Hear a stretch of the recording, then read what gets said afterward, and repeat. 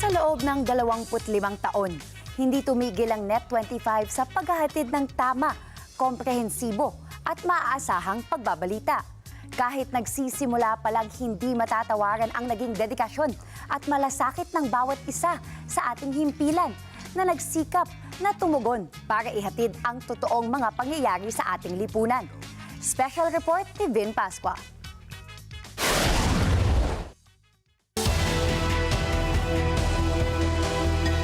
Sa layuning makapaghatid ng mas malawak at komprehensibong mga pagbabalita at serbisyo publiko mula sa radyo, inilunsad noong April 23, 2000 ang kauna-unahang digital TV station sa Pilipinas, ang Net25. Simbolo ng pinakamalaking agila sa buong mundo, ang Net25 nagsimulang sumahimpapawid katuwang ang mga individual na bumuo sa katatagan ng himpilan mula noon hanggang ngayon. Year 2000, yun yung formal launching natin as Net25. But as early as 1999, yun, pinagre-ready na kami dyan. Noon, ang ating mobile ay 3 Kia Pride na Tamiya ang tawag. Pero humahataw yun when it comes to coverage. Ang gagaling po ng mga piloto natin. Ano yan before 2000, nasa Radyo Agila pa ako. Naghanap sila ng mga makakatulong sa Net25.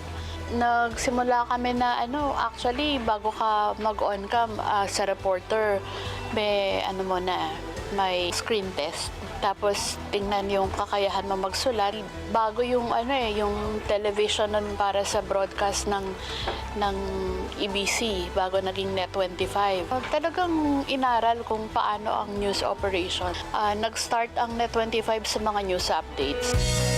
At kahit nagsisimula pa lang, hindi matatawaran ang naging dedikasyon at malasakit ng bawat isa. Nagsikap na tumugon sa tawag ng tungkuling ihatid ang totoong mga pangyayari sa ating lipunan. Palibasa, bago pa lang yung Net25. Ano yung Net25? Ganyan yung mga opisyal. Pero hindi po natin mamalaitin yung mga personnel po natin at that time dahil when they ask questions, panalo siya. Lagi siyang headlines. Laging banner story even in the newspapers po noon. Kaya unti-unti from anong istasyon yun, nakikilala na siya. Ang isa sa talagang challenge namin nun, dahil bago lang, ang reporter natin nun na 4 na team. Tapos ang crew cab namin nun ay yung Kia Pride na maliit, Tamiya tawag, 'di ba? So, kung saan mo makikita yung 4 na crew cab na yun ng Net25 dahil ang tawag sa amin nun ay reporter pang Kalawakan. So, yung 4 na reporter na yun na nga nagtaguyod nun ng news natin. Pero we are proud to say na na-establish naman namin yung identity ng Net25 kasi nakilala naman ang news ng Net25 nun as credible at nakikipagsabayan dun sa mga big network. Ang EDSA 3 kung saan nakita ang muli ang marami sa ating mga kababayan na lumabas para sa iisang isinusulong na layunin. So, EDSA 3 nagkaroon ng pagbabago. Kasi dun sa panahon na yon kailangan ng tao ng impormasyon. Natandaan ko ako yung nagpasimula nun na mag-cover sa EDSA. Tapos, padami yung tao. Bumalik ako office, pinakita ko yung videos sa kanila. Nung makita nila na marami, bumalik ka na uli doon. Doon sa EDSA, doon din nagsimula yung pagla-live updates na natin. Ang isa nakakatuwa na experience doon sa EDSA 3, kahit sa dami ng tao, pag inilawan mo siya, nakita nila na 25, parang nahahawing dagat dahil binibigyan daan para makarating ka kung saan ka pupunta. So, ganun yung pagrespeto nila. So, yun yung eksaktong time naman na nagkapukpukan sa sa Mendiola na inireport namin sa radyo kay Katotoy na hindi mo mapipigilang umiyak habang nagre-report dahil sa nasa harap mo yung mga pinupukpok ng mga tao o ng mga polis. So, yun yung isa sa sa talagang Net25 parang birth ng news and current affairs ng Net25. At dahil sa pag-usad ng makabagong teknolohiya, ang Net25 ang unang istasyon sa bansa na sumubok sa konsepto ng teleradyo nang isahimpapawid sa radyo at telebisyon ang news and commentary program na liwanagin natin kasama ang dekano ng mga komentarista sa bansa na si Katotoy Talastas. Si Katotoy, siya yung unang nag-TV at saka ng radyo. So, hindi pa teleradyo ang tawag noon, hindi pa TV radio. Basta sinimulcast yung kanyang liwanagin natin program sa Net25 and then yun na nagpasimula ng lahat. Sa 2010 presidential elections, gumawa ng kasaysayan ang Net25 bilang unang TV broadcast network sa bansa na umere via high-definition television. Mga kalamidad na tumama sa bansa kung saan sa gitna ng unos na kumitil ng buhay ng marami nating mga kababayan, nagpadapa ng kanilang kabuhayan hanggang sa muli nilang pagbangon.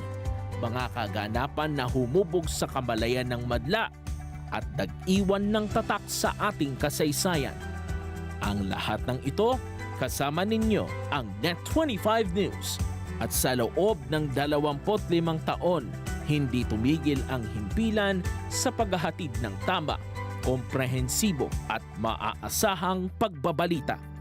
Buong puwersang itinataguyod ang pagsasahimpapawid ng mga dekalidad na news programs mula sa mga mapagkakatiwalaang anchors, dedikadong mga reporters at correspondents, mga katuwang sa produksyon, sangmang panig ng bansa at ng buong mundo.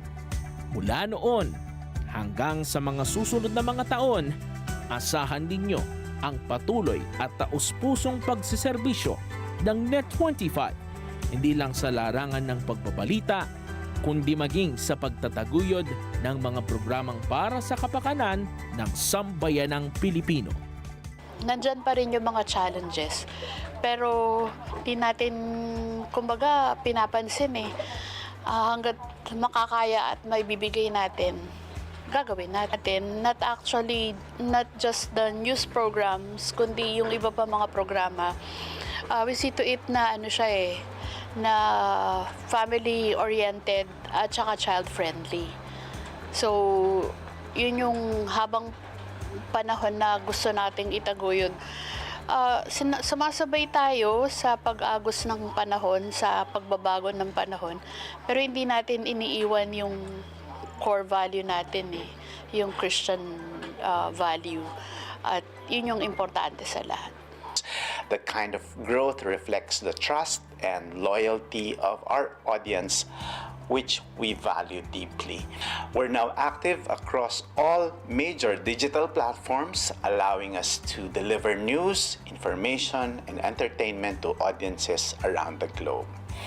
As we look ahead, we remain firm in our commitment to our vision to bring the truth to the world and deliver content that uplifts, inspires, and empowers. Our mission continues to be clear: to provide responsible, meaningful programming across platforms that not only inform but also strengthen families and positively shape the lives of the youth. Thank you for being part of this journey, and the best is yet to come. Then Pascua para sa mata ng Agila Special Report. Matatag, matapang, matapat.